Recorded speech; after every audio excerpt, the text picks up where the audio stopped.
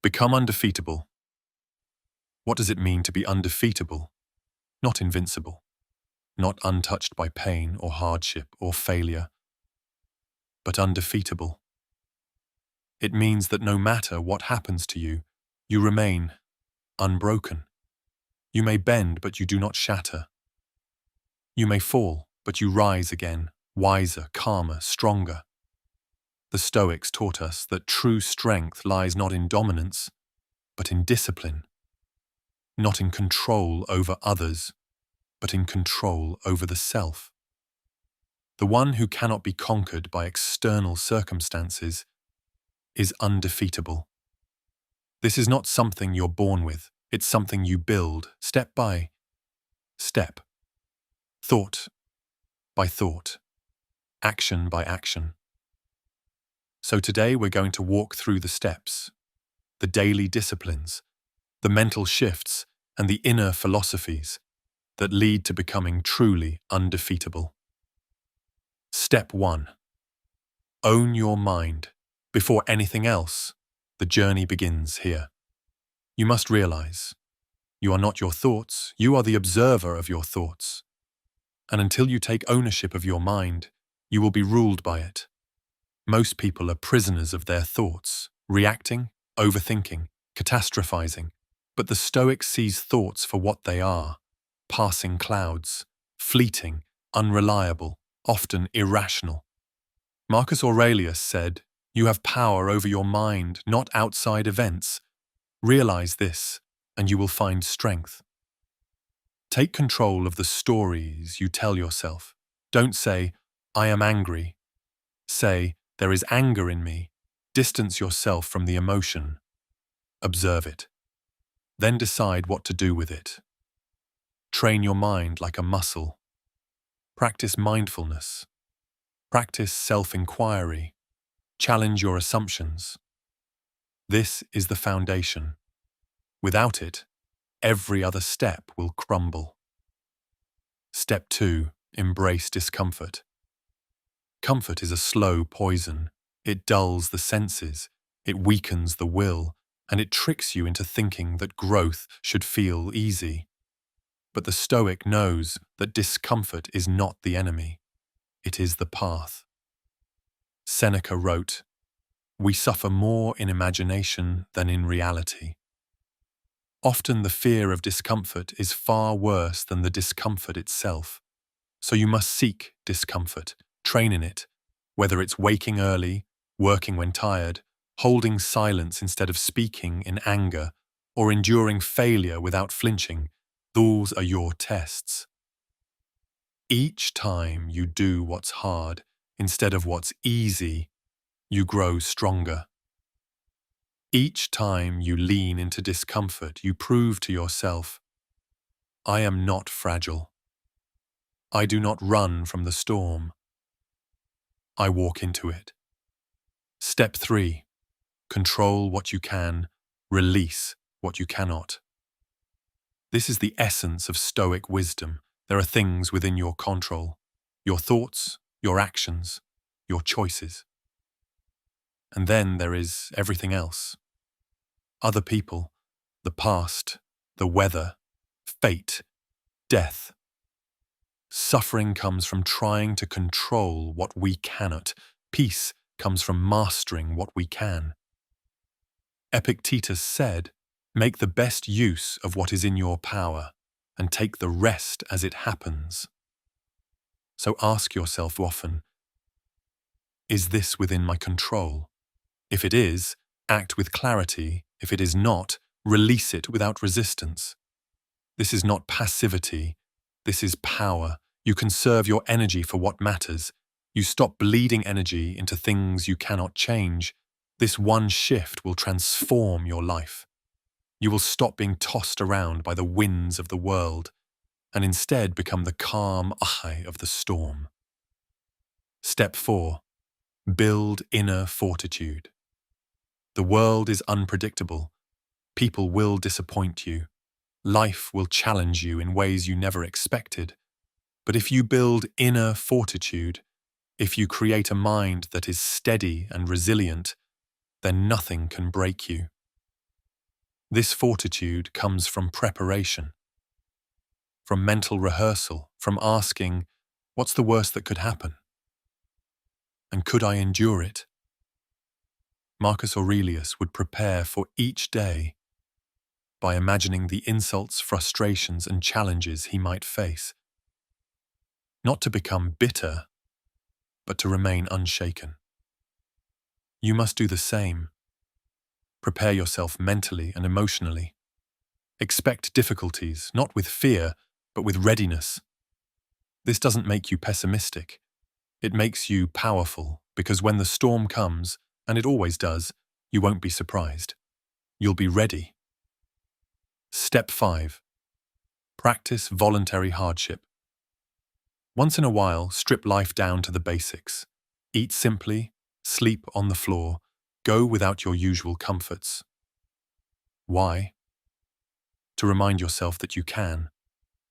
Seneca recommended this often. He said, set aside a certain number of days during which you shall be content with the scantiest and cheapest fare, and ask yourself, is this the condition I feared? When you voluntarily endure hardship, you break the illusion of need. You realize you can survive with far less than you think. This is liberating. The man who has trained himself to be fine with little cannot be manipulated. He is not enslaved by lungery. He is not afraid of losing what he does not depend on. This is how you become undefeatable. Not by having everything, but by needing nothing. Step 6. Practice negative visualization. Think of what you cherish most. Your health, your loved ones, your home, your abilities. Now imagine losing them, not to be morbid, not to invite sorrow, but to awaken gratitude and prepare your spirit. The Stoics called this premeditatio malorum, the premeditation of evils. It was a tool to appreciate life more deeply and to harden the mind against potential loss. Everything you love is temporary. Everything you depend on could vanish. But if you have contemplated this, then you will not be destroyed by it. This practice doesn't make you cold. It makes you grateful. You stop taking things for granted. You cherish the moment. And when something is lost, you mourn it, but you are not defeated by it. Step 7. Live by a code. You must decide who do you want to be, regardless of circumstances. Because life will test you. People will provoke you. Injustice will find you. And in those moments, if you do not have a clear code, you will be ruled by impulse. So write your code. Define your values, integrity, courage, patience, compassion. Whatever they are, know them, live them, practice them daily. Epictetus taught, first say to yourself what you would be, and then do what you have to do. You will not always feel near strong. You will not always feel motivated. But if you live by a code, then your decisions are not based on mood. They're based on who you've chosen to be. This is how warriors live. Calm, grounded, directed by principle, not emotion. Step 8. Let death guide you. You want to become undefeatable. Then look death in the eye. Because when you accept the inevitability of death, you stop fearing it. And when you stop fearing death, you begin to live. Marcus Aurelius wrote, "You could leave life right now. Let that determine what you do, say, and think." This is not to depress you, it's to sharpen you. Every day is a gift. Every breath is borrowed. And that means every moment is an opportunity to live with urgency, with meaning, with love. Memento mori, remember that you must die. Not to be afraid, but to be alive. Truly alive. The one who has made peace with death cannot be defeated, because he knows nothing is owed, everything is earned, and everything ends. Step 9. Train daily. None of this matters if it's just theory. You must train. You must practice. Daily reflection, journaling, meditation, physical discipline, mental challenges. Situational rehearsals, living your code in small daily decisions. You don't rise to the level of your goals, you fall to the level of your systems. The Stoics trained like warriors. Every day was a chance to build the inner citadel, to strengthen the mind, the body, and the spirit. Don't wait for the crisis to begin building yourself. Start now, today, in small ways, with consistency. That is how the undefeatable are forged. Step 10. Serve something greater. The final step to becoming undefeatable is to stop making it all about you. If your strength is only for your own gain, it will crack under pressure.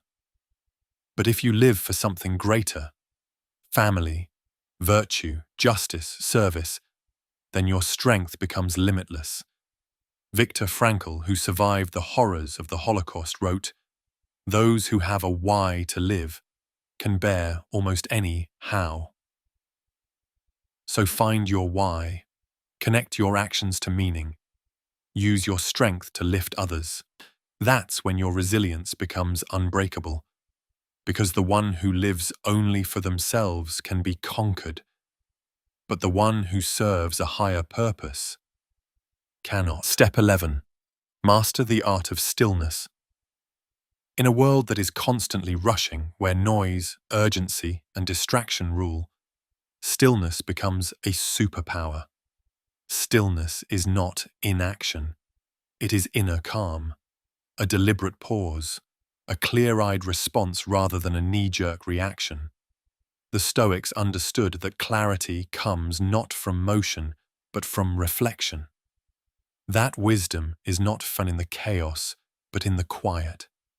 Marcus Aurelius would rise early, not to scroll or sprint, but to write, to think, to prepare his mind. Seneca would sit in silence to examine his thoughts, his behaviors, his flaws. You must do the same.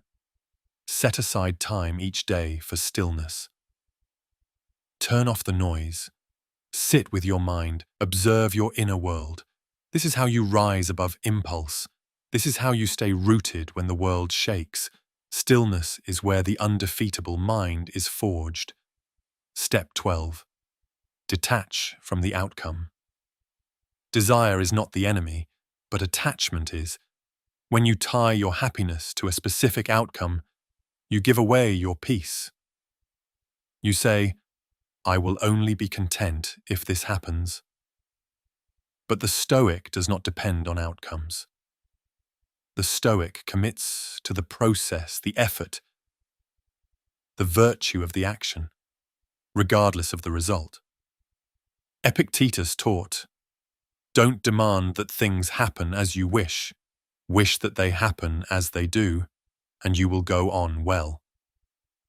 Do your best. Strive with excellence, but release your grip on the result. You are not here to control fate. You are here to meet fate with character. This detachment makes you powerful. You become untouchable by failure, free from anxiety, focused not on winning, but on showing up with discipline every single time. That is what makes you undefeatable. Step 13. Surround yourself with strength. You become like those you spend time with, their mindset, their standards, their energy. So choose wisely. Surround yourself with people who challenge you, who reflect your values, who sharpen your character. Avoid those who feed your weakness, flatter your ego, or distract you from your path. As Seneca warned, associate with people who are likely to improve you. This is not about arrogance. It's about alignment. The undefeatable are not isolated, but they are selective. Seek friendships rooted in truth, not comfort. Seek teachers, not fans. Seek those who hold you accountable, not those who enable your excuses. Because no one walks the path alone. But the ones you walk with, they either build you or they break you. Choose strength. Step 14. Never waste a day. A time is your most valuable, most limited possession, and yet it is the one most often wasted. The Stoics were obsessed with the idea of time, not in fear, but in reverence. Marcus Aurelius wrote, "You could leave life right now. Let that determine what you do, say, and think." Every day is a page in the story of your life, and no one knows how many pages remain. So don't waste this one. Don't wait for the perfect moment. Don't postpone your purpose. Don't trade what matters for what distracts. Use your day with intention. Speak truth, train hard, reflect deeply, love fiercely, serve meaningfully, because the undefeatable know death comes for us all. But not all truly live. Live now. Live fully. Live like someone who cannot be conquered. So there it is, the path to becoming undefeatable. You are not here to avoid hardship. You are here to meet it. You are not here to stay comfortable. You are here to grow stronger. Each of these steps is a chisel, a sharpening, a fire, and as you walk this path of discipline, of virtue, of clarity, you'll find that nothing can truly stop you. Not because you're perfect, but because you're prepared. You are not invincible. You are better than that. You are undefeatable.